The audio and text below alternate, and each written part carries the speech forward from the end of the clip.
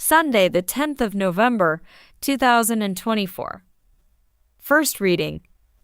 Reading from the first book of Kings. Elijah the prophet went off to Sidon, and when he reached the city gate, there was a widow gathering sticks.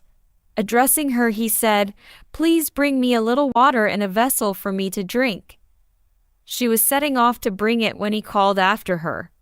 "Please," he said, "bring me a scrap of bread in your hand." "As the Lord your God lives," she replied, "I have no baked bread, but only a handful of meal in a jar and a little oil in a jug. I am just gathering a stick or two to go and prepare this for myself and my son to eat, and then we shall die." But Elijah said to her, "Do not be afraid. Go and do as you have said.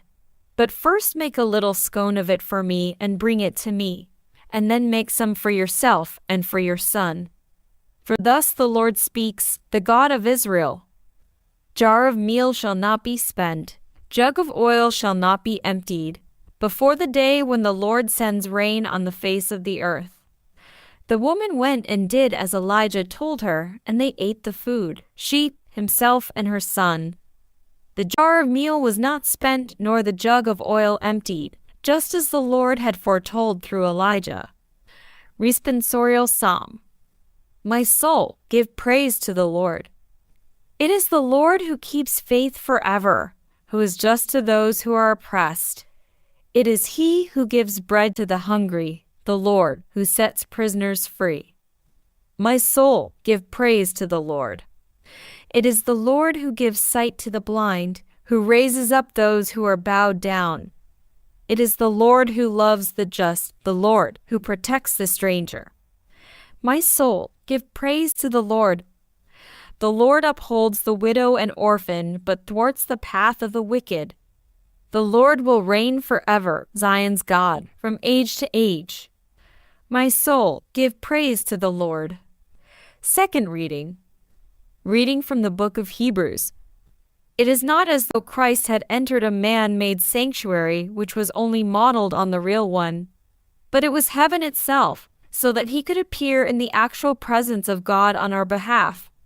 And he does not have to offer himself again and again, like the high priest going into the sanctuary year after year with the blood that is not his own, or else he would have had to suffer over and over again since the world began.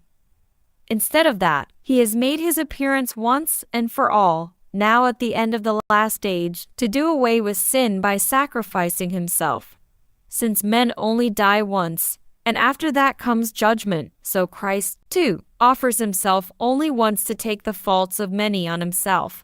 And when he appears a second time, it will not be to deal with sin, but to reward with salvation those who are waiting for him. Gospel acclamation. Alleluia, alleluia. Even if you have to die, says the Lord, keep faithful, and I will give you the crown of life. Alleluia. Gospel. Reading from the book of Mark. In his teaching, Jesus said, "Beware of the scribes who like to walk about in long robes, to be greeted obsequiously in the market squares, to take the front seats in the synagogues and the places of honor at banquets. These are the men who swallow the property of widows, while making a show of lengthy prayers. The more severe will be the sentence they receive." He sat down opposite the treasury and watched the people putting money into the treasury, and many of the rich put in a great deal. A poor widow came and put in 2 small coins, the equivalent of a penny. Then he called his disciples and said to them, "I tell you solemnly, this poor widow has put more in than all who have contributed to the treasury. For they have all put in money they had over, but she from the little she had has put in everything she possessed, all she had to live on." Gospel of the Lord.